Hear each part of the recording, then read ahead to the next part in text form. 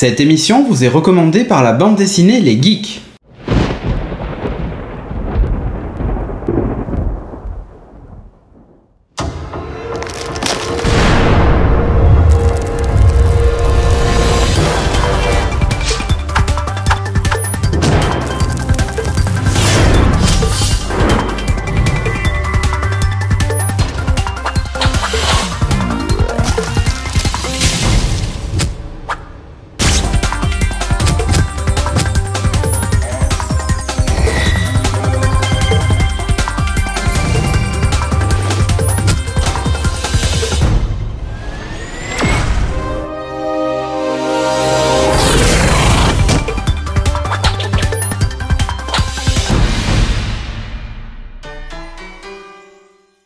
Bonjour et bienvenue dans ce numéro 156 de Geeking. Cette semaine, on va vous parler encore de plein de choses, comme d'habitude.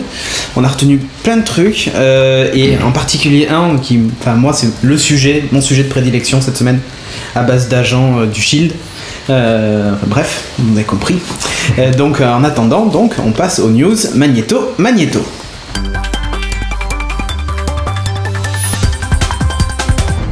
Et dans les news cette semaine, j'ai avec moi Sophie et Kevin pour m'accompagner.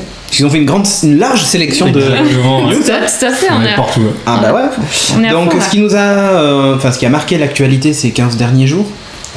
La première, c'est Surface 2 de Microsoft qui a été annoncée. Donc Surface 1, tu avais déjà vu, hein. Oui. Tu avais même essayé. Mais moi j'ai retenu en fait ce que tu m'as dit, qu'il y avait un clavier violet. Voilà. Donc ça c'est l'info quand même. Bon, c'est l'info à après retenir. Cédric va nous dire qu'il y avait plein de caractéristiques techniques. Ils ont changé le processeur, ils ont changé les écrans, enfin c'est un update bienvenu. On peut maintenant régler le pied en fait, il s'ouvrait que d'un seul angle. Maintenant tu peux le baisser un peu plus. Ah c'est bien ça, ouais. Ouais, c'est sympa. Les couvertures, enfin les covers, là, les type covers et tout ça, ont diminué encore de 1 mm. C'est encore plus fin. Et c'est rétroéclairé. Je sais pas comment ils font. C'est le truc. Le type cover, il est rétroéclairé maintenant. Il a perdu 1 mm et en plus les claviers s'allument. Bref, techniquement en fait c'est vraiment sympa. Il y avait pas mal de petites évolutions comme ça. Il y a même un dock maintenant. Ils ont sorti même un clavier pour les DJ. Au lieu d'avoir des touches, t'as des espèces de faux potentiomètres tactiles. C'est cool ça. Voilà, pour ceux qui font de la musique, ça peut être sympa. Bref, je sais pas. L'autonomie est annoncée comme vachement en hausse, et ça, c'est pas négligeable. Ouais. Surtout qu'avec en plus, la Surface Pro, c'était pas terrible, parce qu'on était à peine à 5 heures, donc voilà. Bref. Le prix ? Le prix a pas bougé, en fait. On est toujours sur les mêmes. Ouais, et ils ont gardé même la première Surface dans la gamme, qui elle a baissé de prix, pour le coup. Donc, du coup, t'as Surface 1 dans la gamme, t'as Surface 2 et Surface 2 Pro. Bref. Ou Pro 2. Dans l'ordre. Dans les news encore, on a la série Gotham. Bientôt sur la Fox. Bientôt. Mais alors, quand on dit bientôt, ça vient juste d'être commandé. Et la bonne nouvelle, enfin, la série va parler du commissaire Gordon, donc avant les films Batman. Et là, le truc, c'est qu'ils ont commandé sans avoir vu de pilote. Donc, la chaîne a foi au projet en tout cas, mais. Voilà, on sait pas trop ce que ça va donner. Mais du coup, ça va suivre uniquement Gordon. Ouais, ça va suivre Gordon avec. Par contre, il va y avoir certains méchants de l'univers. Il y a des méchants de l'univers de Batman, mais il y aura pas de Batman. D'accord, ok. Donc voilà, il y a même pas de cast annoncé. Enfin, on sait rien de plus, mais bon, on suit le projet de toute façon. Ouais. La news suivante concerne les Google Glass, le gadget préféré d'Audrey. Qui vient d'être mis à jour, donc c'est la version XE10. Et qu'est-ce qu'elle a de nouveau ? Maintenant on peut installer des applis tierces. On n'est pas obligé d'utiliser que les applis Google et des développeurs certifiés. Maintenant en fait ça y est, on peut enfin avoir les nouvelles applis qui arrivent. Et du coup même les développeurs peuvent utiliser leurs propres commandes vocales pour commander ces applis. Donc ça avance et on s'approche maintenant de la sortie. La news suivante, c'est une news un peu ciné aussi quand même. Le film Assassin's Creed, donc qui devait sortir normalement le 25 mai, je crois, ou 22 mai. En 2014. Ouais, a été repoussé. Et là, Christophe est en train de sauter par la fenêtre. C'est 2015 d'ailleurs, hein. C'est pas 2014. 2015. Ouais. Il a été repoussé au 17 juin 2015 pour avoir une sortie quasi simultanée avec les États-Unis. Sinon, il sortait un mois avant. Ça va être l'embouteillage des blockbusters. Il y a que ça. Une dizaine qui sont prévus l'été. Non mais ça va être monstrueux. À noter quand même que c'est Michael Fassbender qui interprétera le rôle principal. Pourquoi pas. Point positif. Après, je sais pas de quel Assassin's Creed ils vont s'inspirer. Exactement. On sait même pas quelle époque alors. Peut-être que ça sera un scénario original, on sait pas. Peut-être. Ouais. Donc à voir. Mais c'est, en fait, pour une fois, c'est une licence qui pourrait faire un film Très cinématographique, Ouais. quand même, c'est ça qui est là. Donc, Même du moi, coup, ça me pourrait le donnerait faire. envie, tiens. Ouais.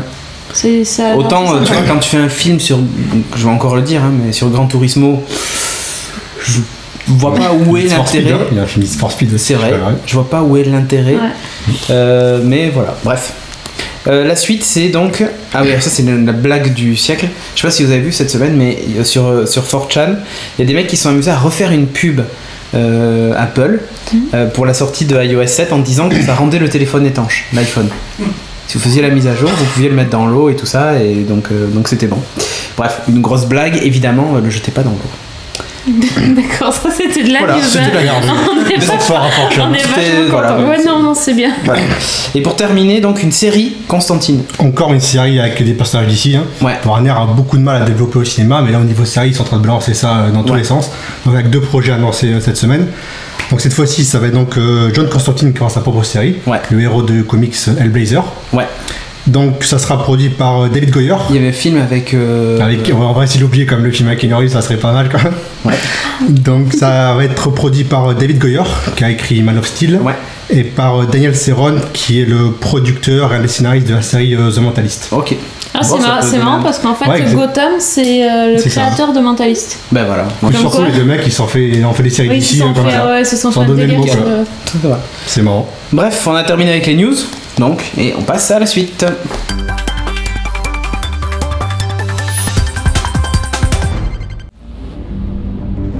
The mission of 13 Magnus is to monitor the effects of mind hacking.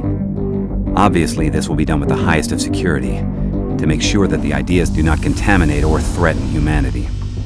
This all leads to Niantic. I know that many tools will be needed to fight this battle. You just have to know where to look and know what you're seeing. Portals emit exotic matter into our world, and that matter has certain effects on our world. I started noticing that there were energy fields, anomalies on Earth all around me. A few of them exhibit properties that are as yet unexplained. Et dans la rubrique high-tech, Cédric va nous parler d'un jeu qu'il a déjà évoqué dans Upload et il recycle ses sujets, c'est moche. Et il va me dire que c'est pas un jeu, c'est plus qu'un jeu. Ah, c'est plus qu'un jeu, exactement. C'est autre chose, c'est une expérience. C'est autre chose, c'est ça, c'est une vraie expérience. C'est un style de vie, Et monsieur. c'est pour ça que je l'ai pas mis dans la rubrique jeu. Ouais. Tu vois, parce que pour moi, c'est plus qu'un jeu. Alors ça s'appelle Alors, je vais vous parler en fait de 2 choses. Je vais vous parler de Ingress et de Field Trip. Haha. deux jeux. Voilà, donc il y en a un qui est un jeu et l'autre qui ne l'est pas.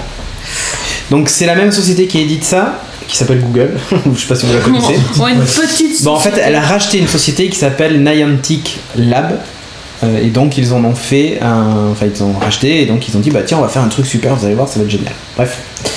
Le premier projet de Niantic Lab, c'était Field Trip. Ils se sont dit ok, c'est sympa notre truc. Sauf que l'idéal, ça serait que les utilisateurs remplissent les lieux d'intérêt et tout ça. Sauf qu'on ne veut pas faire comme Foursquare. Parce que bon, voilà.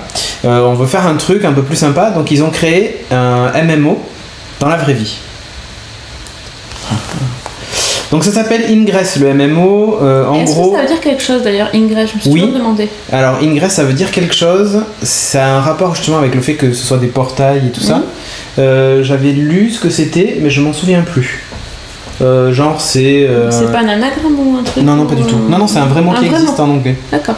Mais bon, pour ça, il faut comprendre l'anglais, tu vois, c'est un peu compliqué. Je sais pas anglais. Donc, Ingress, c'est un MMO géolocalisé. Donc, vous avez une petite application. Alors, c'est que sur Android. Hein. Je vous dis tout de suite, Google, tout ça. A priori, ça devrait quand même débarquer sur iOS. C'est juste une question de temps. Ouh là Mais là, pour le mais moment, c'est alors si ça uniquement se Android. développe. Ouh, vous allez avoir des concurrents. Non, non, mais c'est pas grave, on s'en fiche. Alors, il y a 2 camps dans Ingress. Soit vous êtes un Enlightening, bon, un illuminé, soit vous êtes un résistant. Le principe, et alors c'est là où ils sont super forts, c'est qu'ils ont une community manager enfin une équipe, hein, parce qu'il n'y a pas qu'une seule, qui tous les jours balance des news en vidéo. Il y a une espèce de journal d'Ingress, hein, le Ingress Report, ce qui s'est passé la veille et tout ça. Et ils ont créé une vraie mythologie, une vraie histoire autour de cette histoire de portail. Donc l'idée, à la base, c'est que y a des espèces de portails qui sont apparus sur Terre et qui émettent une énergie, l'énergie XM. Et donc il faut aller récolter cette énergie XM et utiliser ces portails. Alors dans 2 buts. Pour les illuminer, c'est en gros, ils se servent de l'énergie des portails et des portails pour contrôler l'esprit des gens, pour qu'ils vivent dans un monde super joyeux, mais en fait on leur cache la vérité. Et tout ça. Ouais, d'accord, pas mal ça. Et les résistants, eux, ont pour but justement d'éveiller les consciences et de dire attention, vous êtes manipulés. Voilà. Et donc quand tu commences le jeu, est-ce que tu as le choix ? Tu choisis ta faction. Donc tu es Tout de suite. Moi je suis résistant. Ouais. J'ai décidé que je voulais pas. Non, tu veux pas qu'on te lave le cerveau, toi ? Disons que c'est bon, j'ai déjà mon équipe qui m'obéit au doigt à l'œil. D'ailleurs, j'ai soif, Kevin. Je rigole. La tête qu'il a fait.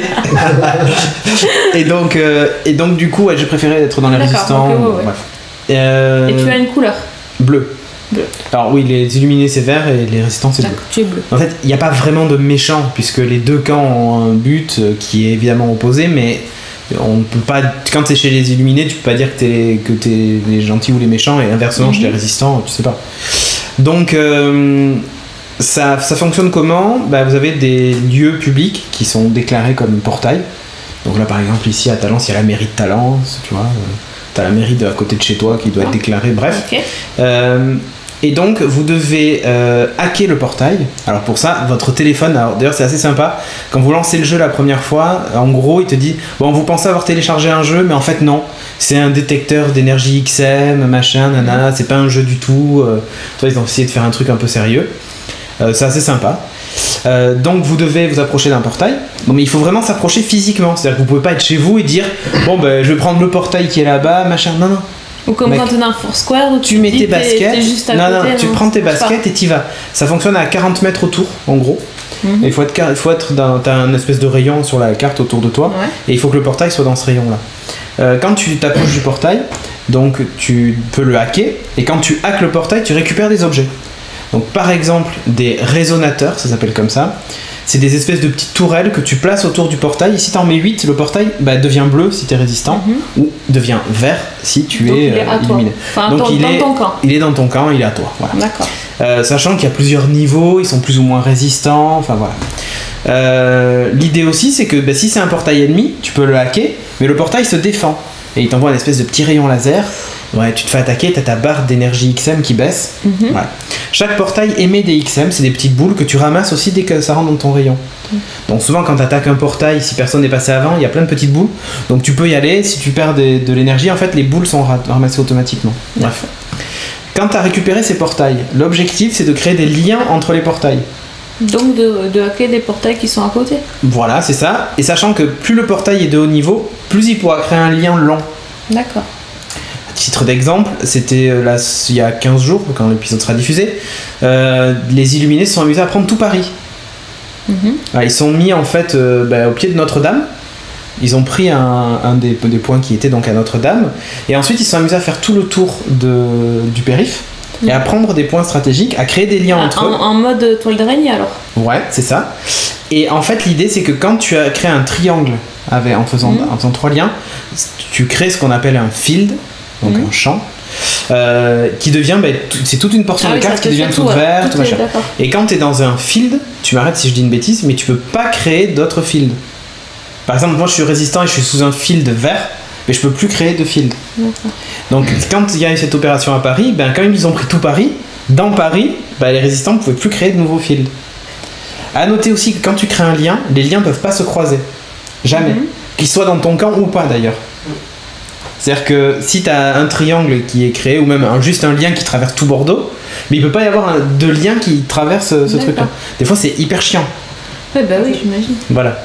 Donc tu es obligé d'aller péter la tour à l'autre bout. En fait, il faut que tu crées un passage pour... c'est pas créer un passage, il faut péter la tour pour couper le lien et refaire ton truc, quoi. Pas péter la tour, le portail. Ouais.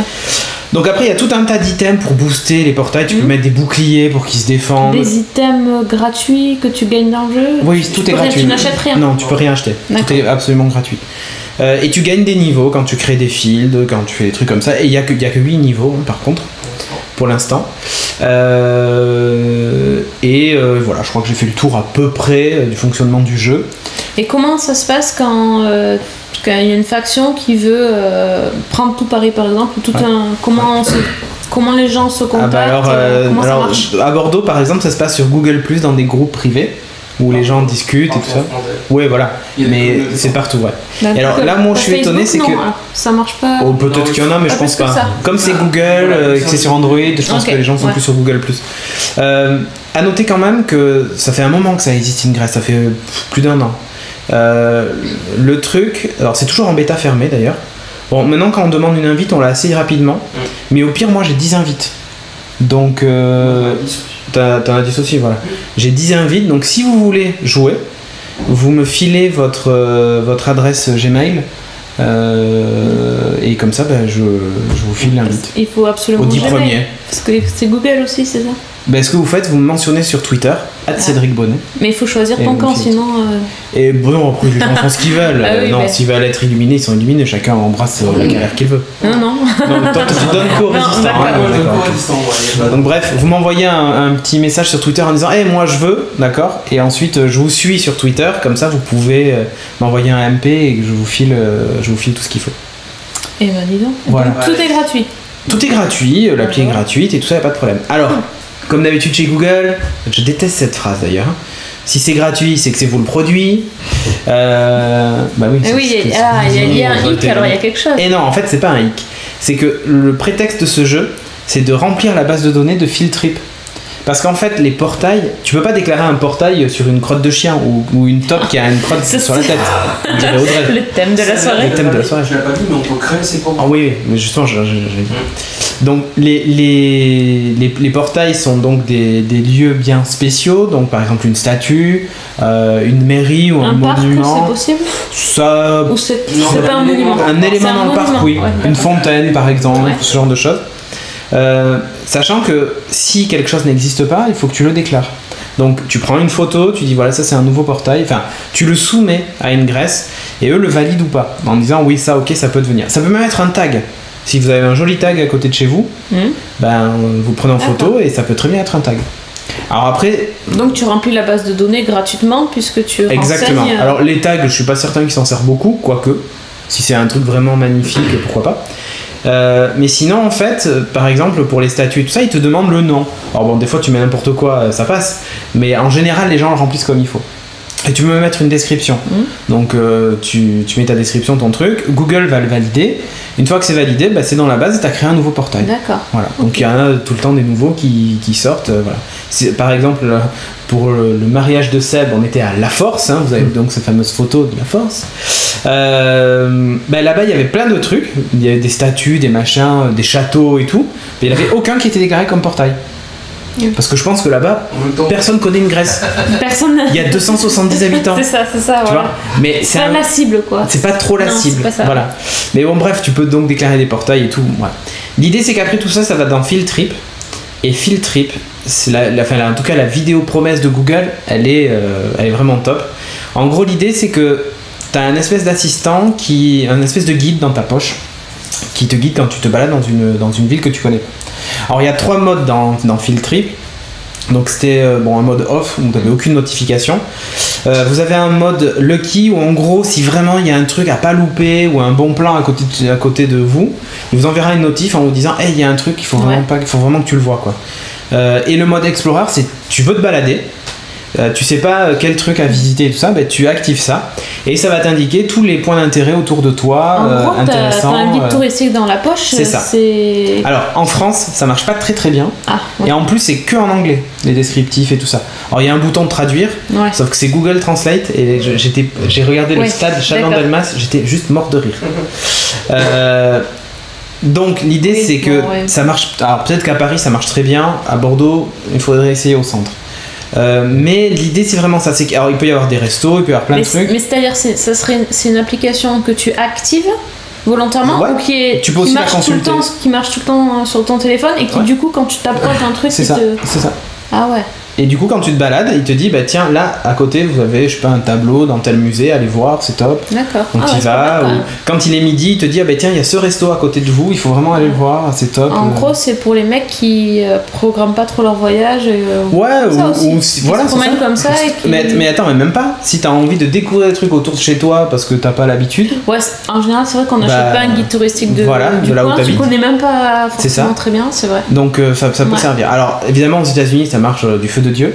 Et là où c'est top, c'est ce que je disais dans les news au début de l'émission, c'est qu'il y a des applis tierces maintenant sur Google Glass et Field-Trip fait partie des applications qui sont sur Google Glass. Et dans la vidéo démo de Google Glass et Field-Trip, tu te dis que le truc est extrêmement puissant. T'as les Google Glass, tu te promènes et genre tu tournes la tête et t'es face à un, je sais pas moi, une statue. Et ben t'as tout le descriptif de la statue qui apparaît, tous les trucs, t'as toutes les infos. T'as même une voix qui peut te parler. Enfin, c'est juste monstrueux.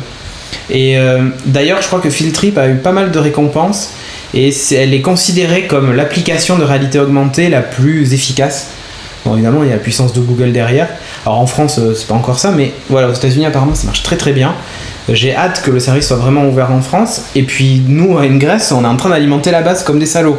Donc, bon, j'espère que ça va débarquer. Voilà, donc c'était pour faire un petit retour sur ça. Donc, la géologue, on peut en faire un jeu.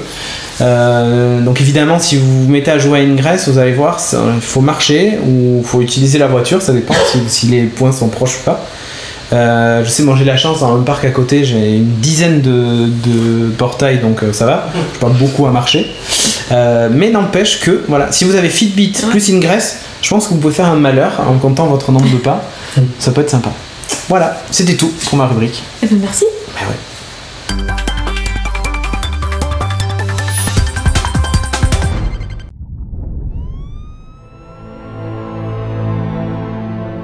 For years, the truth was hidden. People from other times, other worlds, heroes. But now we know. They're among us. What does SHIELD stand for, Agent Ward? Strategic Homeland Intervention, Enforcement, and Logistics Division. And what does that mean to you? Means someone really wanted our initials to spell out SHIELD. I'm clearance level 6. I know that Agent Coulson was killed in action before the Battle of New York. Welcome to level 7. Dans la rubrique série, le truc qu'on attendait tous. Il faudrait mettre la musique et tout derrière, tu sais, lâcher les chevaux et tout. Alléluia et tout, ça y est. Voilà, donc Marvel Agents of S.H.I.E.L.D. Ouais, la série avec le titre le plus long et le plus pénible à dire de la Terre. Bah ouais, donc nous allons dire SHIELD, comme ça sera beaucoup plus simple. Ou Mouse. Marvel Agent of S.H.I.E.L.D. Mouse. Non, tu sais d'ailleurs, est-ce que vous savez ce que ça veut dire SHIELD? Ah oui, mais c'est trop long. Ah, vous savez? Oui. Intérêt à savoir. Cette interrogation écrite après. D'accord. Alors donc, on va parler des SHIELD, donc qui vient d'être diffusé sur ABC. On a vu le pilote. Ça a bien marché. Ça fait 12 millions de téléspectateurs. Alors moi, je vais vous faire un cosplay, mais je me suis trompé de S.H.I.E.L.D. J'ai pris l'autre, tu sais, avec... le shop. Avec McKay. Ouais, voilà. C'est ça. Je me suis trompé de S.H.I.E.L.D. Et... Non, c'est pas tu sais, j'ai tapé coiffure SHIELD, c'est SHIELD. Et merde. J'ai raté. Je voulais faire celle de Coulson, mais j'ai raté mon coup. Donc dans la série, on a retrouvé l'agent Coulson, donc qui était censé un petit peu être mort dans la... T'as spoilé Avenger. On a vu le trailer, c'est bon. Ah bon, qui était censé donc être mort pendant la bataille de la fin d'Avengers. Même si on n'a pas vu Avengers. T'as spoilé. Ouais, bah quand même. Okay. Ils le disent dans la série. Donc, en fait, on le retrouve dans un endroit mystérieux où il y a un level 7, le niveau 7. C'est le niveau un peu suprême où on a toutes les informations. Et bref, il est chargé de recruter. Il recrute une petite équipe d'agents spécialisés dans la traque de personnes avec des pouvoirs surnaturels, on va dire ça comme ça. Et donc il a recruté des spécialistes dans chacune des catégories de l'agence. Donc on a l'agent Ward, c'est le badass, le mec qui tape et qui est hyper balèze. Par contre, absolument pas sympathique. Et puis il y a la championne de karaté pilote qui s'appelle May. Il y a ensuite deux. Avant, elle était urgentiste. Ouais, avant, elle était aux urgences, là. Pas mal quand même. Il y a aussi deux spécialistes de la technologie, Fitz et Simmons, qui sont un peu les geeks du labo. Et donc dans le pilote, il tombe sur une hackeuse. Non, c'est May le pilote. Et donc il tombe sur une. Il tombe sur une hackeuse partie.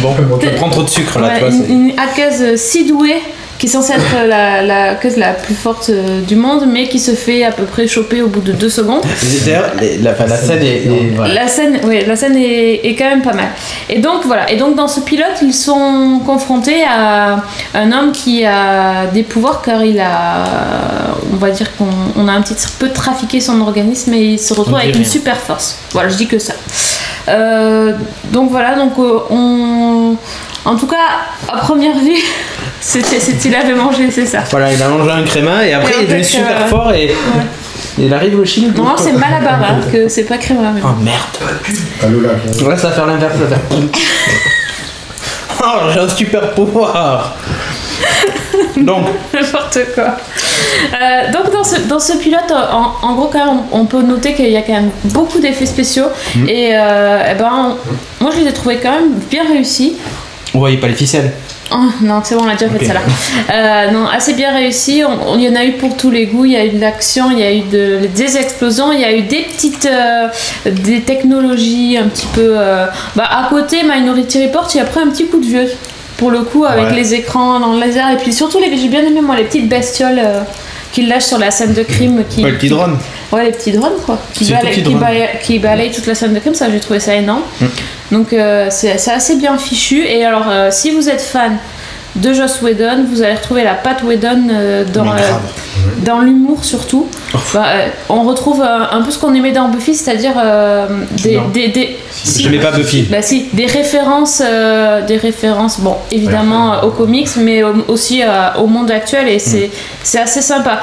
Donc, en gros, Joss Whedon, l'idée c'était quand même qu'il a fait une série pour que des gens qui n'ont pas vu les films Avengers et Thor et compagnie, enfin tous les autres films, puissent quand même suivre. Ouais. Mais ceux qui les ont vus vont se régaler parce qu'ils vont trouver des petits clins d'œil de temps en temps.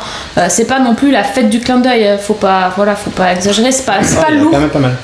Je trouve pas trop lourd quand même au niveau de clin d'œil, il y en a de temps en temps. Non, mais l'humour tout le temps. Par contre, l'humour omniprésent, moi c'est plutôt de l'humour qui m'a parlé finalement. C'est assez sympa. Bon, on a vu dans le trailer, il y a le petit pas toucher Lola. Don't touch Lola, le fameux. Bon, c'est pas mal. On comprend pourquoi. Ouais, sacré Lola. Non, mais pour moi en fait alors j'ai vu plein de critiques de gens qui disaient ouais c'est bien mais c'était un peu trop attendu, c'est pas exceptionnel machin. Moi j'ai trouvé que c'était un sans faute pour justement, c'était hyper casse-gueule de se dire on fait une série juste après The Avengers qui a cartonné, tous les films ont cartonné, bon peut-être pas Thor mais tous les films, ni Hulk peut-être, mais tous les films ont cartonné. et du coup, il y avait une vraie attente, ne serait-ce que par les fans, et puis aussi parce que ils n'arrêtent pas de nous en parler tout le temps. Le film, il a quand même, Avengers, il a quand même fait 1,5 milliard de recettes, quoi. Enfin, c'est juste le carton. Non, mais du coup, quand tu te dis, t'as une série qui va faire la suite de ça, on va utiliser des personnages entre guillemets secondaires en plus pour la série et tout. Il y avait de quoi se planter, hein. Et ben moi je trouve que le pilote, j'espère que le reste de la série sera du niveau du pilote, parce que je me suis régalé, mais vraiment, comme ça m'était pas arrivé depuis longtemps devant une série. Et si vous êtes fan de Marvel, de Iron Man et tout ça, bah vous allez adorer. Et je trouve que même en termes d'humour et tout, c'était parfait. J'ai rigolé plusieurs fois et c'est super bien fait, c'est super bien filmé. C'est pour te dire, des fois même, surtout la scène d'intro, j'avais l'impression d'être face plus à un film qu'à une série finalement.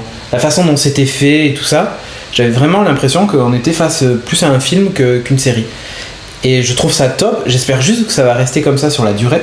C'est ce qui me fait un peu peur, tu vois, genre ils mettent le paquet dans le pilote et après on va lever un peu le pied parce que bon, le budget il n'est pas illimité. Ils ont mis quand même beaucoup d'argent. Voilà. Ça se sent qu'il y a un sacré budget sur cette série-là. Mais moi, je serais pas aussi enthousiaste que toi. Je me suis pas régalée pendant le pilote. J'ai trouvé le pilote très bien fait. C'est sûr, le contrat est rempli quoi. Il a fait le job, il a bien présenté. Il a présenté sa situation. On a 2 secondes. Voilà, on voit les clins d'œil, on voit plein de choses. Mais moi j'ai un petit bémol, c'est quand même le casting. Moi, je suis pas emballée quoi. Moi en fait, il y en a un seul qui me casse vraiment les pieds, c'est Ward. Je trouve qu'en fait, je suis désolé pour l'acteur. C'est une plante verte, franchement. En fait, à la limite, il aurait pu être. C'est même pas son jeu et tout ça qui me dérange, c'est juste son physique. Je trouve qu'il a pas la tête de l'emploi, le gars. Ils auraient pu prendre, tu vois, un mec comme. Je sais même pas comment il s'appelle dans Person of Interest. Jim Caviezel. Ouais, ben lui pour le coup, il aurait fait un super Ward. Oui. Tu vois, enfin c'est vraiment le personnage parce que c'est comme ça qu'il est présenté, un espèce de super espion machin et tout ça. Ça l'aurait fait grave, tu vois. Ouais, je trouve qu'il a trop une tête de jeune premier. Ça va pas du tout quoi. Et même dans des séries comme The Leverage et tout ça, les personnages sont plus charismatiques que Ward. Alors que bon, c'est pas non plus une série avec le même budget quoi. Mais j'espère qu'ils vont pas en faire un peu la tête d'affiche du truc. Même celui qui est dans Under the Dome, la Barbie, je trouve qu'il aurait fait un meilleur Ward que celui qu'il a une barbe, c'est pour ça. Non. C'est vrai, ça fait plus baroudeur. Ouais, mais même sa tronche, tu vois, je trouve que ça. Il m'a pas du tout plu ce personnage, cet acteur.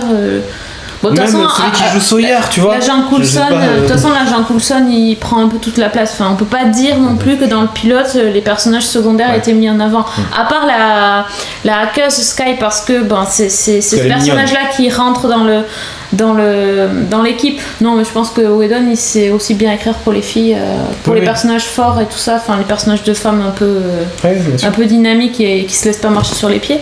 Mais là, c'est vrai que Dollhouse. Bah si, ça fait vachement penser à Dollhouse. Quand tu vois les dérives de la technologie dans le pilote, la critique qu'il en fait, et quand tu te rappelles les expériences dans Dollhouse, c'est incroyable. Mais même les personnages des scientifiques, je suis pas sûre que ça va. Alors, ce qui est intéressant en plus avec cette série, c'est que contrairement à ce qu'on aurait pu croire, on s'intéresse pas du tout aux super-héros. Même si c'est Marvel, machin, on s'intéresse aux gens normaux.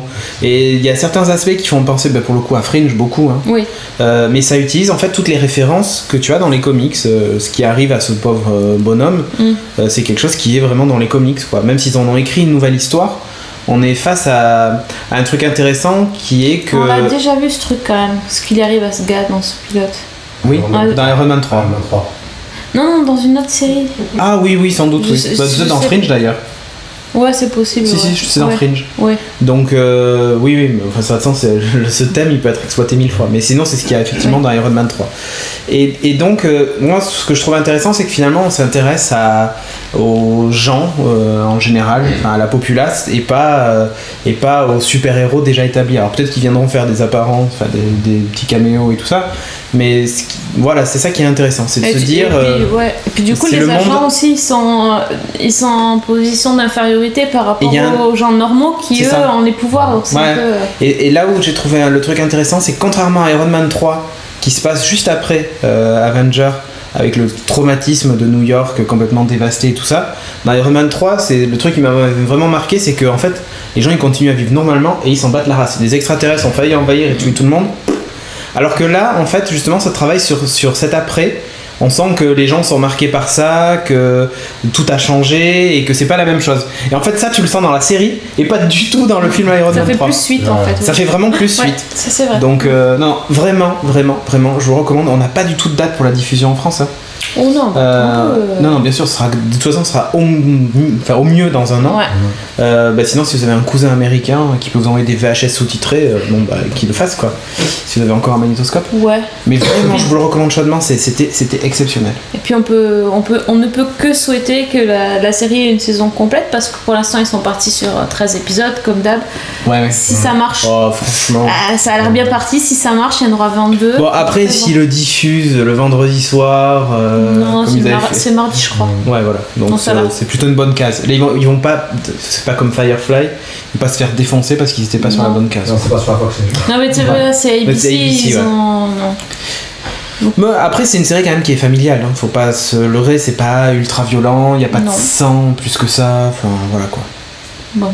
Non, Pourquoi pas? Enfin, c'est pas un défaut d'être une série. Non, mais finalement. voilà, ce que je dis, il faut pas s'attendre à des trucs avec des monstres qui tuent tout le monde. Non. Bref, voilà. Bref, on est content. Ouais, Marvel. On en veut Agents plus, of Shield. on en demande mais, plus, on veut alors la là, mais suite. complètement, mais là, ça me tarde, mardi prochain, quoi. Vite, la suite.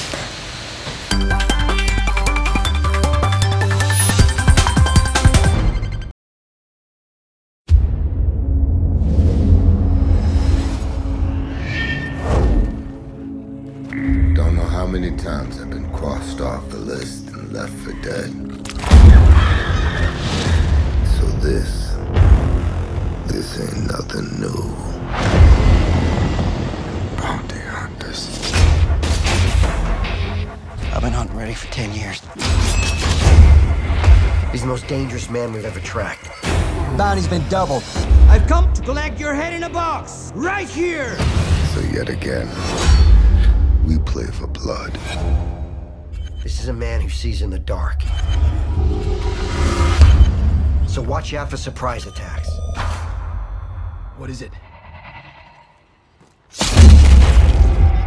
Dans la rubrique cinéma, Kevin va nous parler de Vin. De Vin Diesel.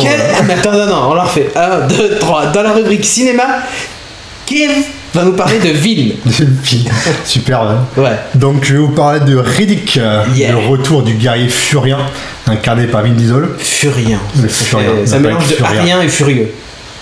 Le furieux guerrier. Donc qui fait son retour au cinéma, donc pour un nouveau film intitulé sobrement Riddick. Donc c'est la suite des Chroniques de Riddick. Et de Pitch Black. Il n'y a pas Riddick dans le titre. Il n'y avait pas Riddick, c'est après qu'ils ont rajouté des trucs. Donc ils ont créé carrément toute une marque Riddick, ils ont englobé les jeux vidéo et tout dedans, dans les chroniques et tout ça. Donc, à savoir que donc, c'est interprété par Vin Diesel. C'est lui qui interprète le rôle de Riddick depuis le départ. Et c'est un de ses rôles préférés en fait. Il est vraiment très très attaché au personnage. Ça lui va bien. Ça lui va bien, et franchement il apporte vraiment une touche de charisme et tout, ça lui va bien. Et avec les yeux... J'adore les yeux comme ça. Et donc, donc c'est une suite qui a mis vraiment beaucoup de temps à se faire, très très compliqué à se faire, parce que les Chroniques de Riddick a fait, pour être un bid au box-office. Ouais. Donc c'est ouf parce que beaucoup de gens qui ont connu Riddick par les chroniques de Riddick, quoi. C'est vrai. Ouais. Enfin moi j'ai beaucoup d'amis à moi. Mais ce qui était bien dans les Chroniques de Riddick, c'est que c'était vraiment un film, c'était ambitieux, je trouvais. Ils ont vraiment essayé de développer l'univers, d'agrandir le truc. Mais je pense que c'est peut-être parce que c'était moins violent que Pitch Black. Ils ont fait un truc beaucoup plus light. Plus édulcoré, exactement. Et je pense que c'est ça qui n'a pas forcément plu au public de base. Donc, beaucoup de temps. Le film date de 2004, 9 ans quand même, 9 ans pour avoir la suite. Ils ont vraiment beaucoup de mal à réunir le budget, donc ils ont revu le budget à baisse et malgré ça ils ont eu du mal, à tel point que c'est même Vin Diesel qui a investi son propre argent dedans. Écoutez, me payez pas, c'est moi qui vais payer pour faire le film. C'est ça, il a même, je crois même qu'il a hypothéqué sa baraque pour faire le film. Pas mal. C'est pour dire à quel point il est attaché au personnage. Et qu'il a une grosse baraque. Et qu'il a aussi une grosse baraque qui peut se hypothéquer la baraque. Attends, les Fast and Furious, ça rapporte hein, quand même. C'est comme ça qu'il finance ses trucs. Donc en fait, il a mis, il y a combien de Fast and Furious 6 6. Il a mis 6 Fast and Furious. Il y a un 7ème en tournage actuellement. Pour un Riddick. Ok. Non, ça va, hein, ça vaut le coup. Hein. Ah bah écoute. Hein. Donc, nouveau film, donc c'est la suite, quasiment la suite directe. Hein. Donc, pour ceux comme moi qui avaient oublié la fin du film, rassurez-vous, il y a un petit résumé au début pour mettre en place l'intrigue. Il renverse le mec à la fin. Là. Ouais, il devient le nouveau rien des nécromongers, c'est ça. Et en fait, quand le Riddick commence, je m'en rappelle encore. Et je l'ai vu en 2004. T'as plus de mémoire que moi. Moi, au bout de 9 ans, j'avais oublié déjà ce qui se passait. Donc, il est renversé par un petit coup d'état du nécromonger. Et il est laissé pour mort sur une planète quasiment désertique et peuplée de bestioles hostiles en tout genre. Et pour compliquer la chose, il y a un groupe de chasseurs de primes qui débarque et qui veut sa tête. Voilà. Qui veut littéralement sa tête, hein. Il te montre la boîte, il veut sa tête dans une boîte carrément. Le mec, c'est au pied de la lettre. Hein. C'est ça. J'ai pris ça au pied de la lettre. On veut ta tête dans une boîte. Donc le film se déroule en plusieurs temps. Donc la première partie du film, donc c'est vraiment en mode pure survival. Ouais. Donc t'as Riddick qui va survivre sur la planète tout seul. En mode Lara Croft quoi. Le dernier. Le dernier raconte, on va dire, en plus baraque quand même, hein, mais bon. Bah, en mode pitch black, quoi. En mode pitch black, ouais. Donc il va forger ses armes, il va chasser tout ça. Il va même jusqu'à adopter une petite créature. Il est dans son petit familier, tu vois. Trop mignon. Oui, je pense que ça doit avoir une belle tête, là. Ouais, c'est un espèce de... un dingo, tu vois, pour ressembler à une créature terrestre. Donc ouais, il a son petit familier avec lui, il chasse tout ça. Les créatures sont très bien faites, j'ai trouvé. Vraiment, font vraiment peur et tout. C'est le genre de truc que t'as pas envie de te retrouver en face. Hein. D'accord. Ça fait vraiment peur. Donc j'ai beaucoup aimé cette première partie. J'ai beaucoup aimé le fait, déjà, bon, vu qu'il est tout seul, il n'y a pas de dialogue, il y a une légère voix off. Mais le fait qu'il n'y ait pas de dialogue, ça crée vraiment une sensation de solitude. Ouais. J'ai trouvé ça. En fait, ça t'immerge un peu dans l'ambiance. Ouais, ça t'immerge, j'ai vraiment plongé dans le truc. Donc c'est cette première partie, j'ai bien aimé. Ensuite, bon, il y a les chasseurs de primes qui débarquent. Et là, il y a un petit changement de focus. En fait, on va suivre les chasseurs de primes et Riddick passe un peu au second plan. D'accord. Et passe un peu, comment dire, en mode prédateur. Ouais. Parce qu'en fait, la thématique du début du film, c'est Riddick qui s'est un peu ramolli et qui veut retrouver son côté animal. Okay. Donc il va passer au mode prédateur, il va chasser donc les mecs qui veulent le chasser lui. Et pour moi, c'est la partie que j'ai préférée dans le film. Je trouvais la partie vraiment la plus jouissive. C'est là justement où Vin Diesel il apporte tout son charisme, tout ce qu'il faut au personnage. C'est vraiment la partie que j'ai préférée. L'imagination pour démembrer des gens. Démembrer les gens, mais c'est le côté furtif que j'ai. Il se planque, tu vois juste du temps passer, t'as des mecs qui disparaissent les uns après les autres et tout. C'est vraiment ça. Ouais, c'est ça, ouais. Tu vois juste un mec disparaître comme ça, le truc classique, tu vois, qui veut l'avoir à la radio, mais putain, où est-ce qu'il est, tout ça. Donc cette partie, c'est vraiment la meilleure que j'ai aimé dans le film. Et ensuite, partie 3. Partie 3, ça se gâte un petit peu. J'ai trouvé... Ouais, c'est un peu du classique. C'est vraiment un retour à Pitch Black. C'est un classique, c'est-à-dire, voilà, il affronte les mecs, et au bout d'un moment, il y a une menace qui arrive, donc il faut qu'il fasse équipe avec eux pour affronter la menace. Donc voilà, c'est du classique. Ça manque un petit peu d'idées par rapport à ça. Ouais. Et bon, c'est pas la partie que j'ai aimé dans le film. Comme je l'ai dit, c'est vraiment trop proche de Pitch Black. Ok. En fait, c'est un peu une ressucée de quelques années après de... Ouais, c'est ça, mais en fait, il y a même des trucs par rapport dans le scénario qui sont inclus, des références à Pitch Black et tout dedans. D'accord. Donc voilà, c'est vraiment la partie que j'ai moins aimé du film, c'est qui manquait le plus d'idées. Du coup, tu recommandes ou pas? Pour les fans seulement? Ouais, pour les fans de Riddick. Sinon... Je recommande pour les fans de Riddick. Pour les mecs comme moi qui sont fans de série B et de SF et qui avaient rien à se mettre sous la dent au mois de septembre, parce qu'il faut être honnête, c'était un petit peu la misère au niveau sortie. Il y a quelques comédies sentimentales peut-être. Ah oui, des magnifiques films français où j'ai vu plutôt les films français. Je pense qu'on passe un sujet pour ça. Donc voilà, ceux-là, vous pouvez aller le voir. Sinon, dans les défauts, il y a quelques défauts quand même dans le film. J'ai trouvé les dialogues assez plats dans l'ensemble. Vin Diesel quoi. Ouais, mais c'est un film d'action. Écoute, Babylone AD, hein. Babylone AD, il y a eu des problèmes dans le tournage et tout ça, on va l'excuser et tout. Donc ouais, les dialogues vraiment plats. Pourtant, dans les films d'action, tu t'attends quand même à des bonnes vannes, t'as des répliques bien sorties et tout ça, quoi. C'est dans le cahier des charges des films d'action. Et là, même ça, c'est raté. Franchement, j'ai vu le film il y a 2 jours, je serais incapable de te ressortir une vanne marquante, tu vois. Tente-toi de là. Ah non, c'est pas dessus. Ouais, non, mais tu vois, tu shows Agent of Shield que t'as vu il y a 2 jours, t'es capable de le citer. Ouais, grave. Mais je suis pas incapable de citer un film, une réplique de Riddick. C'est ridicule. C'est ridicule, Riddick. Bah, moi, tu vois, comme je te disais tout à l'heure, Pitch Black, j'ai bien aimé, mais j'ai vraiment aimé les chroniques de Riddick. Alors qu'effectivement, c'est celui qui a le moins marché. Mais moi je l'ai bien aimé parce que justement il avait une ambiance autre que baston contre des monstres. Ah oui, ça avait rien à voir en fait, ça faisait plus. C'était ambitieux. Ouais, ça faisait plus. J'allais dire péplum, mais c'est presque ça en fait. Ouais, c'était épique. Ouais, c'était beaucoup plus épique et c'était le mec tout seul qui allait renverser l'ordre établi quoi. Et à la limite, c'est ce qui, tu vois, moi m'avait assez plu et c'était pas le film du siècle, mais j'avais bien aimé quoi. Mais là, si tu me dis que ça ressemble plus à Pitch Black. La deuxième partie ressemble plus à Pitch Black, ouais. Vraiment, à voir quoi. À voir, ouais. Mais il y a encore d'autres défauts dans le film, j'ai pas fini encore la liste des défauts. Donc je te parlais donc du groupe de chasseurs de primes qui veulent choper. Et donc niveau. Il y a une histoire d'amour ou pas? Non, il n'y a pas d'histoire d'amour. Les personnages féminins sont vraiment bâclés. La caractérisation des personnages est vraiment totalement ratée. Okay. C'est-à-dire les mecs, ils ont suffisamment de personnalité pour que tu puisses les distinguer les uns des autres, mais ça se limite à ça, tu vois. Il y a un blanc, un brun, quoi. Il y a vraiment un brun. Donc on arrive un peu à la distinguer. Attends, j'ai donné un exemple. Donc parmi les acteurs, tu as l'actrice Katie Sackhoff. qui jouait Starbuck dans Battlestar Galactica, donc c'est une artiste quand même capable. Et quand je disais que ça manque de caractérisation, son personnage est représenté par 2 trucs.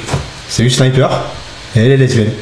C'est tout ce que tu as à savoir sur elle et c'est vraiment tout ce que tu as dans le film en fait. Ils n'avaient pas creusé plus que ça. Ça va pas plus loin, c'est vraiment regrettable. Moi j'aurais vraiment aimé qu'ils creusent des personnages parce qu'on passe sur une partie du temps avec eux. J'aurais aimé qu'on sache plus sur eux, que ce soit mieux que ça quoi. Et totalement raté. Ok. Bon. Franchement décevant ce côté. C'est une façon d'appréhender les personnages, mais après c'est. Ouais, c'est brossé, c'est survolé, sans remettre des approfondis. Ils ont presque le défaut des films de Schwarzy et Stallone des années 80 quoi. 90. Ouais, c'est de la chair à canon, mais ouais, c'est de la chair à canon en fait, ils sont défoncés. T'as juste besoin d'un héros, oui, on va lui construire un truc, le méchant à la limite aussi. Et puis ouais, c'est ça, le méchant un peu charismatique parce qu'on le déteste. Mais tous les autres, c'est de la chair. Tous les autres, c'est de la chair à canon, ils vont se faire défoncer, donc pourquoi les creuser de toute façon, on s'en fout. Exactement, on va plutôt creuser leur tombe. Voilà, c'est ça. Exactement. Donc ok. Voilà. C'était tout. T'as encore des défauts ou... Non, ça arrive des défauts. Ouais, ça. Il y a des vaisseaux, tout ça un peu, ils sont bien faits. Non, ça se passe quasiment que sur la planète. C'est vrai, c'est vraiment proche de Pitch Black. C'est vraiment l'ambiance claustrophobique sur la planète quoi. Il y a 2 vaisseaux, il y a 2 vaisseaux des chasseurs de primes que l'on voit. Et ça se limite à ça. Bien fait. Ouais, on les voit pas énormément, donc on les voit quand ils débarquent et on les voit. Il n'y a même pas ça pour sauver quoi, alors c'est honnêtement, la première partie, j'ai beaucoup aimé la première partie du film, la partie où il est tout seul et la partie où il chasse les mecs. Franchement, cette partie-là était pas mal. C'est la deuxième partie qui est vraiment à revoir. Bon, donc à réserver aux fans et à ceux qui veulent absolument voir un film de SF un peu cool. Exactement, qui a l'air de se mettre sur la dent et qui voilà. voir un bon film. En fait, c'est de la SF badass quoi, quand même. Badass, c'est le mot pour représenter ridicule. Ouais, mais c'est ça, c'est vraiment ça. Du guerrier badass. Et ouais. Allez, on passe à la suite.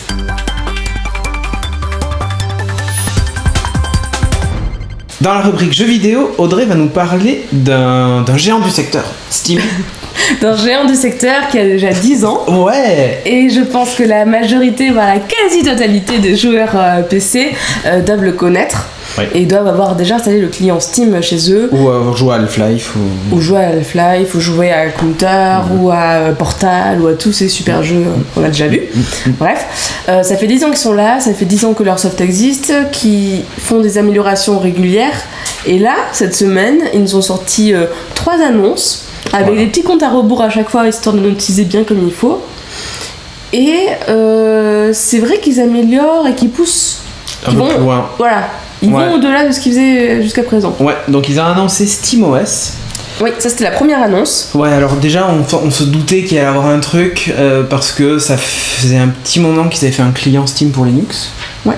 Et du coup, il y avait qu'un pas finalement pour qu'ils fassent leur propre distrib où dessus t'as le client déjà installé, un menu, le fameux big screen dont tu nous avais parlé déjà l'année dernière, Big Picture, qui permettait d'avoir un affichage façon console. Ouais, qui était plutôt. Enfin, j'ai pas testé du coup le clavier, mais on avait beaucoup parlé du clavier à la manette. Ouais. Et ça avait l'air bien pensé d'ailleurs. Moi j'ai essayé et ça marche bien. Ça marche bien, c'est une sorte de rosace. Ouais, c'est correct. C'est correct, ok. Donc SteamOS. Première annonce, donc leur système d'exploitation. Leur propre système d'exploitation, comme tu as dit, qui tourne du coup depuis du Linux. Deuxième annonce. Alors quand on a un OS... Oh mais pourquoi pas faire une machine? Et faire tourner tout ça dessus.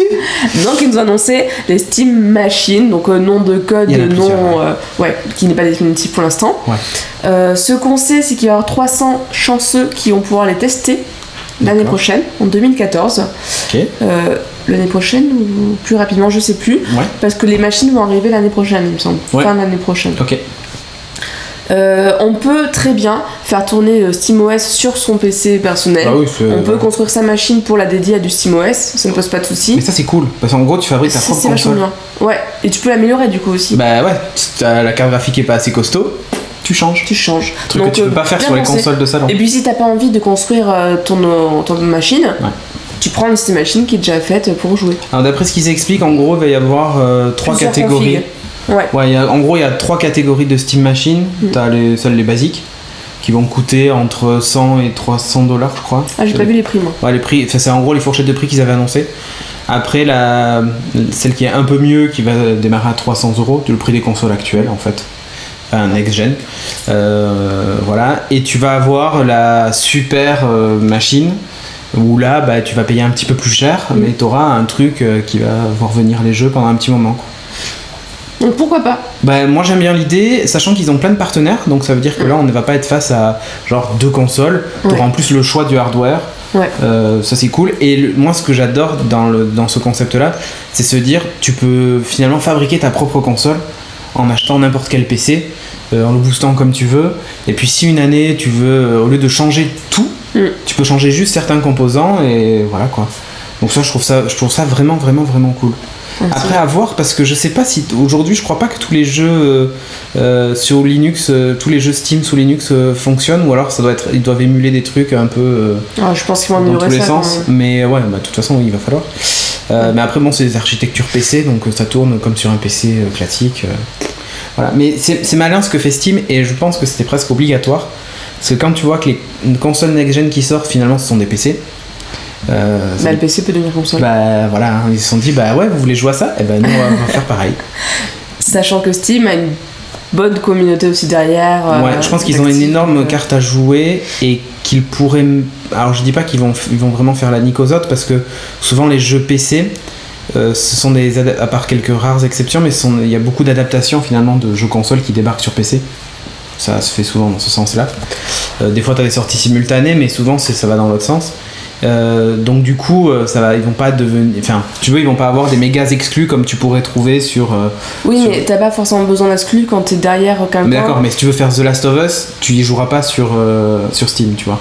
Il y aura jamais d'adaptation. Là c'est le problème de vraiment, t'as des exclus, si tu veux jouer il te faut la console, sinon tu peux pas. Mais après t'as aussi le choix de dire moi Steam, j'y suis depuis 10 ans, ça fait 10 ans, ils font des offres canon à chaque fois. Et j'ai tous mes jeux. Et t'as tous tes jeux depuis 10 ans, donc moi j'ai 20 jeux sur Steam, ben voilà, j'ai déjà 20 jeux. Parce que non, mais il y en a qui ont vraiment des listes à rallonge. Sur console surtout, donc. Oui, et voilà, les gens qui sont depuis le départ, qui ont tout le temps joué, qui dès qu'il y a des soldes, hop, prennent les soldes, tout ça, ça va très vite d'avoir une très longue liste et de pas avoir envie de passer à notre support. Donc ouais, ils ont fait des bonnes choses. Et la troisième annonce. Alors juste avant, quand toi tu disais qu'il n'y avait pas beaucoup d'exclus, tout ça, t'as aussi toute la communauté de Kenlight qui est présente. Les trucs indés, tout voilà, ça. c'est pas rien aussi, c'est une autre communauté qui est acquise pour le coup. Ouais. Troisième annonce, donc on a l'OS, acquise, la communauté. Ouais. Ah putain. Alors on a l'OS, on a la machine avec l'OS dessus. Et on joue avec quoi?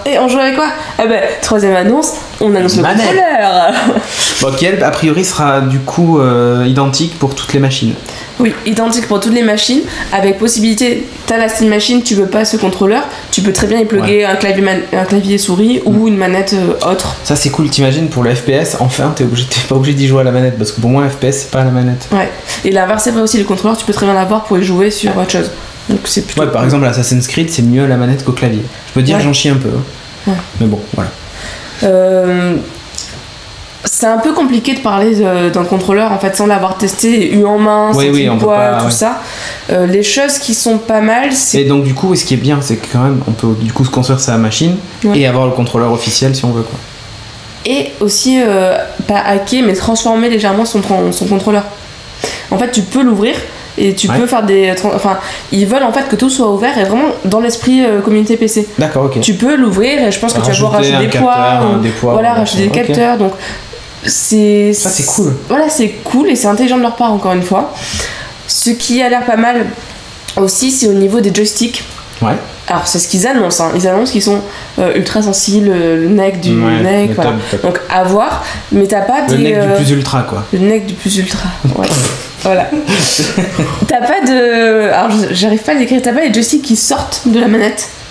T'as l'impression d'avoir comme des espaces tactiles où tu.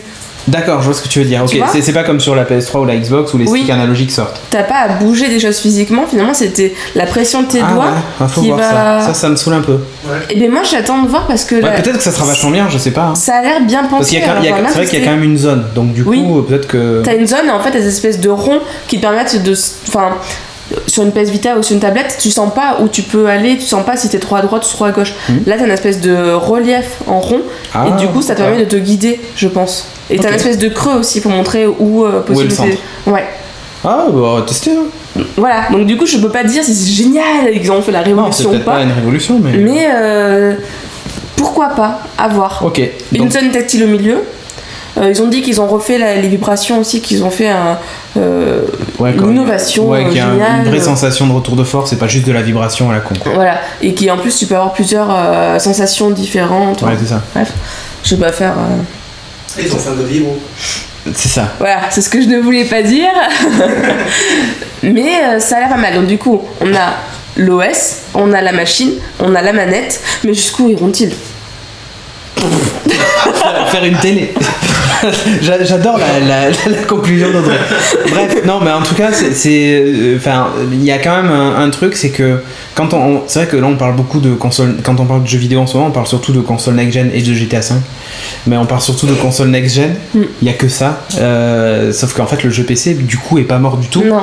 Et c'est bien que Steam fasse ça, parce que pour moi c'est une vraie révolution. Voilà, pas d'autre mot. Donc c'est cool. Bref, allez, donc à l'année prochaine, on testera ça, évidemment. On va bien s'éclater comme des petits fous, tout ça, machin. Allez, bref, on passe à la suite.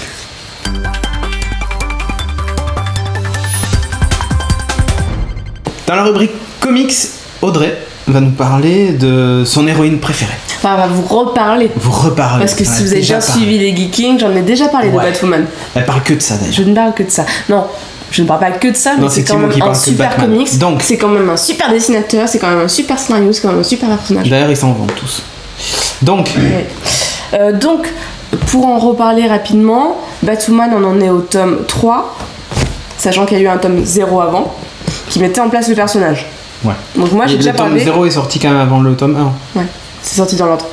Le tome 0. Vous auriez pu faire une espèce de préquel, tu vois, c'est possible. Donc en fait, moi je l'avais quand c'était encore Panini qui s'occupait de l'édition française de la série. Oui, maintenant, ça a été réédité depuis par Urban Comics.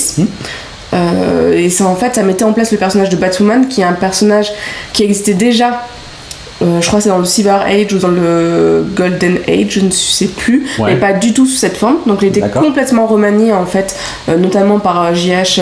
Williams Ford, qui a fait un très beau travail visuellement dessus.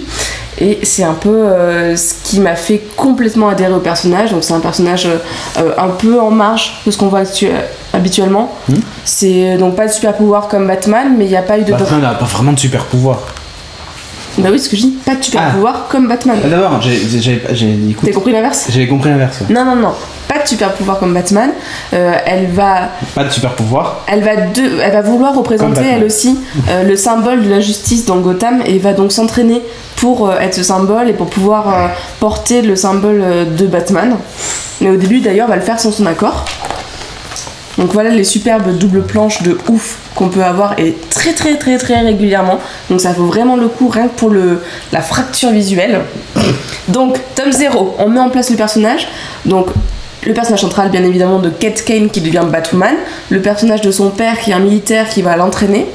Mais aussi des personnages... secondaire parce que là une jumelle, il y a une histoire en fait parce que cette jumelle a disparu quand elle était petite. C'est un personnage lesbien, donc on voit aussi la rencontre avec celle qui est sa copine actuelle et on comprend que le fait d'avoir assumé son homosexualité l'a exclu de son cercle de départ, c'est-à-dire le cercle militaire. Et on apprend tout ça et du coup on a vraiment toutes les bases du personnage en un seul tome. C'est un peu en fait le Year One de Batwoman, pour simplifier. Le tome 2, Hydrologie, ça met en place un peu la mythologie qu'il y a autour du personnage. On va voir que les Némésis, enfin les démons, on va dire, contre lesquels va se battre Batwoman, vont être beaucoup liés à la magie, à la mythologie et ce genre de choses. Donc là c'est Weeping Woman notamment qu'on va voir. Donc ça j'en avais déjà parlé. Et du coup moi je veux plus particulièrement parler du tome 2 de Batwoman qui s'appelle en français je sais plus. Walking Dead. Non, je crois que c'est en immersion. La couverture elle fait un peu ça quoi. Avec les mecs autour, machin. Non, alors c'est en immersion. D'accord. Si, je suis désolé. À savoir, sur ce tome-là, ce n'est plus J.H. Williams Ford qui dessine. Donc on perd un peu son trait de dessin. On le retrouve parce que les dessinateurs ont quand même repris son style. Ils sont pas partis sur des bases complètement différentes. Des copieurs quoi. Non, mais pour avoir une continuité en même temps. C'était normal et c'est bien qu'il ait fait. Parce qu'il faut savoir que quand on voit Batwoman apparaître sur les planches, on a un style de dessin particulier. Quand on voit Kate Kane, c'est encore un style à part, et quand c'est des flashbacks, c'est encore un style différent. Donc on a toujours ces 3 styles qui sont présents et qui aident en fait à la lecture et à la narration. Donc c'est bien qu'ils aient repris ces styles justement. C'est vraiment bien. On perd un peu le trait de crayon, on le sent. Les planches, elles sont moins dynamiques naturellement. Ça perd un peu de dynamisme, et du coup, pour essayer, je pense, d'apporter du renouveau à la série, apporter un petit plus, ils ont fait énormément de flashbacks, énormément de points de vue différents, et on s'y perd légèrement. Ah oui, c'est clair, ça va vraiment dans tous les sens. Hein. Ça part vraiment dans tous les sens. En fait, ça fait comme un blockbuster avec de l'action. Tu as de l'action tout le temps parce que t'es passé 1 mois avant, 2 mois après, 4 mois après.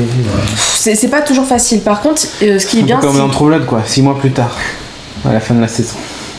Le truc qui est bien dans ce tome-là, c'est qu'à la fin du tome 1, donc le tome précédent, parce que c'est la suite mais directe du tome 1, il y a eu...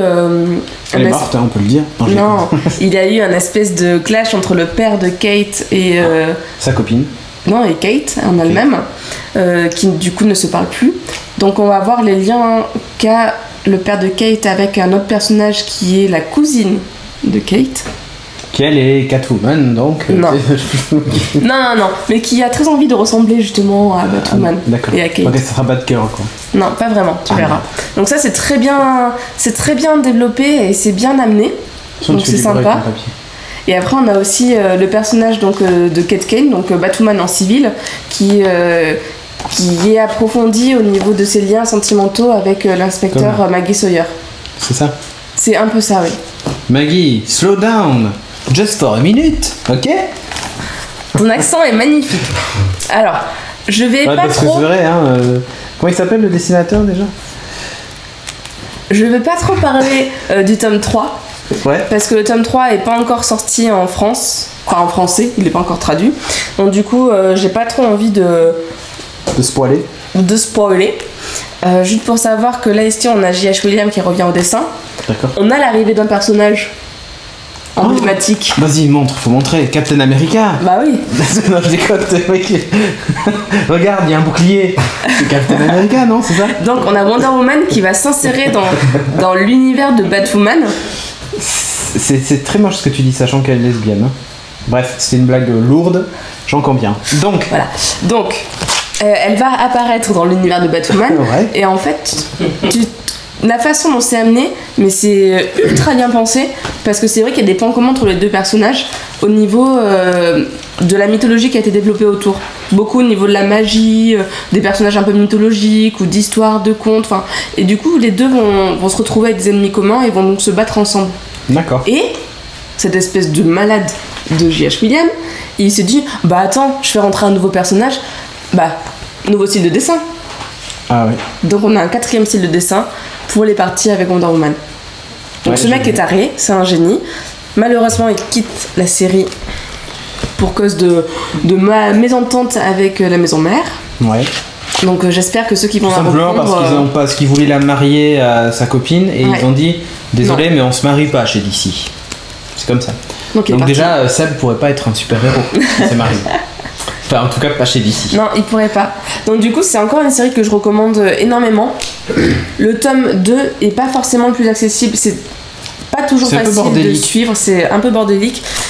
Surtout si t'as pas l'habitude de lire en anglais, que tu lis en anglais. Parce que déjà il faut que tu te concentres par rapport à la langue et en plus on te bat un peu dans tous les sens donc attendez la traduction si vous n'êtes pas super à l'aise en fait. Ok. Avec l'anglais. Donc Batwoman et c'est dans les new.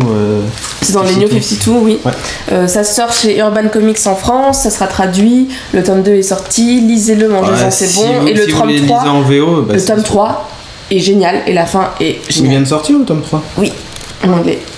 Voilà, merci beaucoup. Passe à la suite.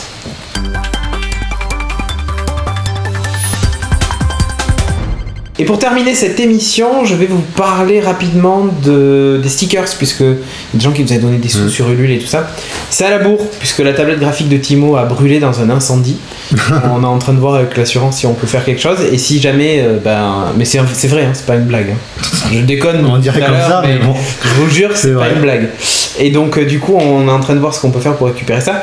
Mais vous inquiétez pas, ils arrivent, c'est promis, donc vous les aurez, il n'y a pas de problème. Et les affiches aussi, évidemment. Je voulais vous parler d'un autre truc. Il y a un jeu qui est sorti. Alors, j'en ai pas fait un sujet, j'ai même pas mis dans les news, mais j'en parle maintenant, comme ça, entre nous, parce qu'on est entre nous fous. Qui s'appelle Shadowrun Returns.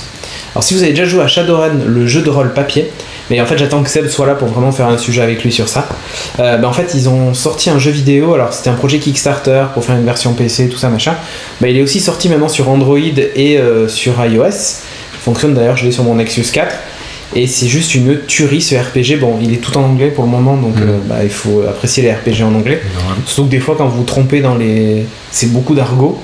Donc quand tu te trompes dans le truc, tu te retrouves avec un combat. Alors tu comprends. Ça aurait pas dû. Faut maîtriser le vocabulaire. Ouais, c'est assez difficile. Mais le jeu est. Enfin, pour moi, c'est le meilleur RPG auquel j'ai joué sur une tablette. Ah ouais, à ce point-là. Ouais. Et du coup, j'attends que Seb soit revenu pour en parler avec lui parce qu'il connaît bien aussi l'univers de Shadowrun et j'ai envie de lui faire essayer et on fera un sujet certainement tous les deux sur ça. Mais je voulais vous en parler si vous voulez aller l'essayer déjà et voir Shadowrun Returns. Il vaut quand même 8€, mais c'est pas... Ça vaut le coup, voilà. Et il est top, c'est un RPG tour par tour, enfin, ça c'est cool. Ah, c'est super. Voilà, bref, on a terminé. T'as un message à faire passer? Non, t'as une voiture à vendre, un truc sur le bon coin? Spécial, non. Tout va bien, ok. Bon, merci de nous avoir suivis et on vous dit à dans 15 jours. 15 jours. Pour le numéro 157. Ciao. Ciao, ciao.